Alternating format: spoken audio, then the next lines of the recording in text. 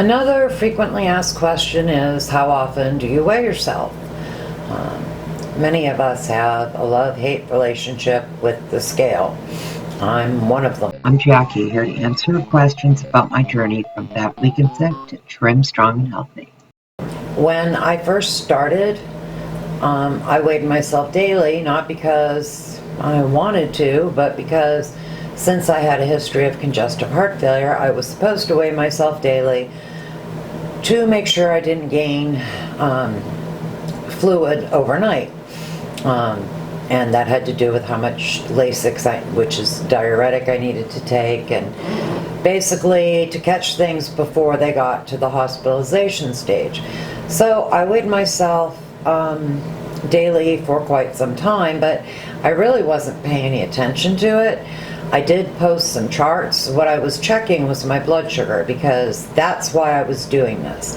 I was not doing it to lose weight, not because I didn't want to be trimmer, but because I was busy at the time trying to not die, which trumped being trimmer.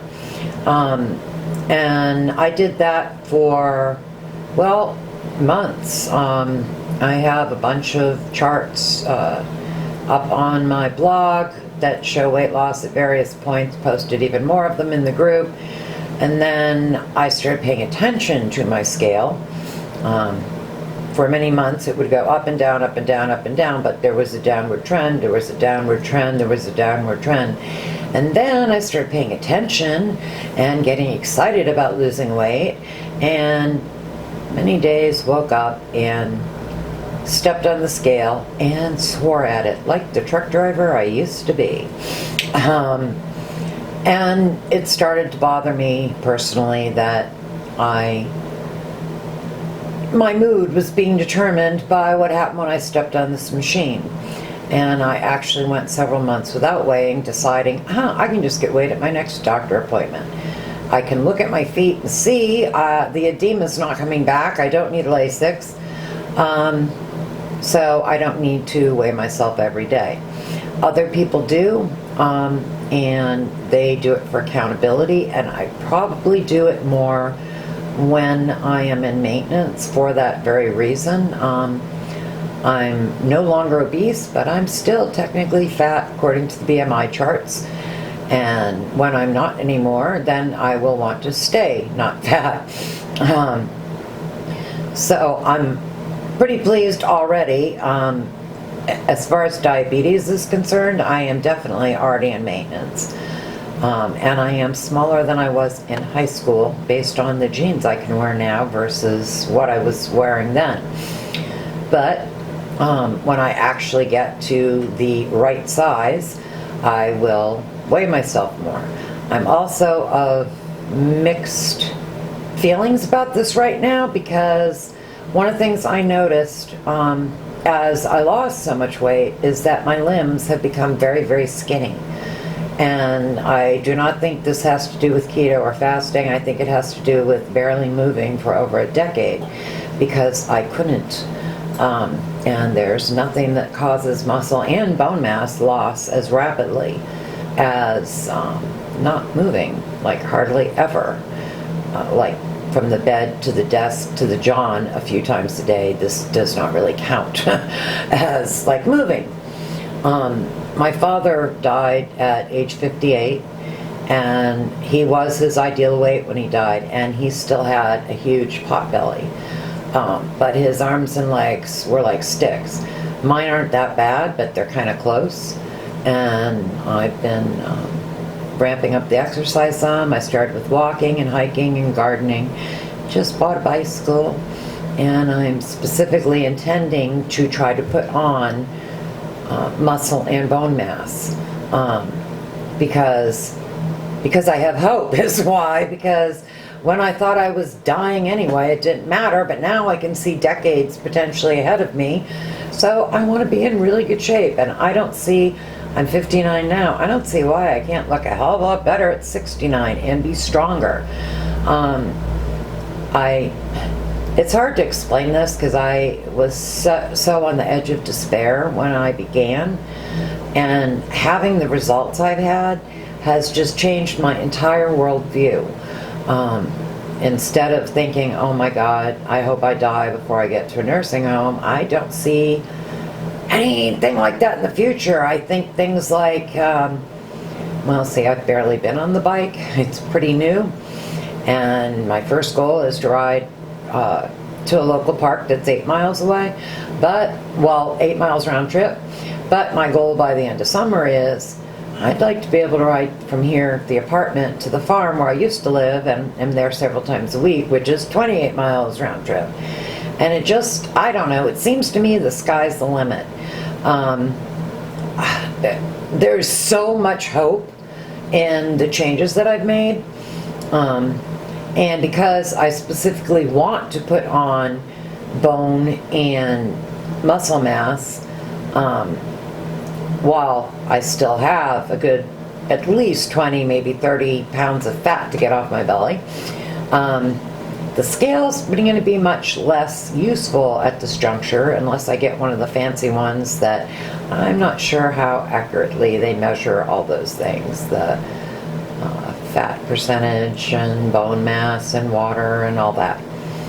Anyway, I can still look at my legs and tell, particularly the one which had all the lymph nodes removed in a surgery, whether or not I need a diuretic. But so I don't need to weigh myself for that either. But since I'm planning to increase some mass while I still want to decrease other mass, the scale's not going to be as useful for me for a while. It will be more useful again, like I said, when I'm at maintenance. And people feel differently about this, and one of the problems is, like, you wake up and you've been good and, you weigh a pound more than you did yesterday, and how can that be? Well, I can tell you that if you're eating 1 meal a day keto, you did not, it's impossible that you ate enough to gain a pound. It didn't happen. But if it discourages you and makes you, as it was me for a while, cursed at the scale, I found some weird stuff that doesn't even make any sense. I actually weighed myself once before I peed and then after I peed. Okay, so there's no way I can't weigh less, right? I just lost some fluid and it has some weight. And my scale said I weighed 0.2 pounds more afterwards. Like, did I inhale that much oxygen? That's not even possible. And it can be fluid. It can be fluid from inflammation. It can be because you're sick. It can be for so many things other than it's not gaining fat. If you know you're sticking to what you need to be sticking to, at least the vast majority of the time, none of us is perfect. Excuse me. But if you're sticking to it, you are losing fat, whether you are losing weight or not. And there's also the situation where, because people are putting on muscle as they're losing weight, that they can lose inches off their bust, their chest, their hips, their waist, and the scale say the same darn thing.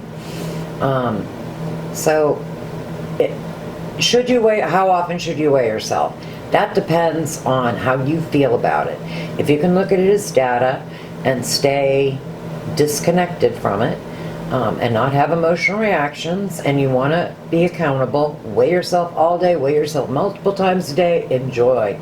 And if it bugs you and gets on your nerves and starts a perfectly good day off crappy, then don't weigh yourself so darn much. Decide what you're going to do. Do you want to weigh once a week, once a month?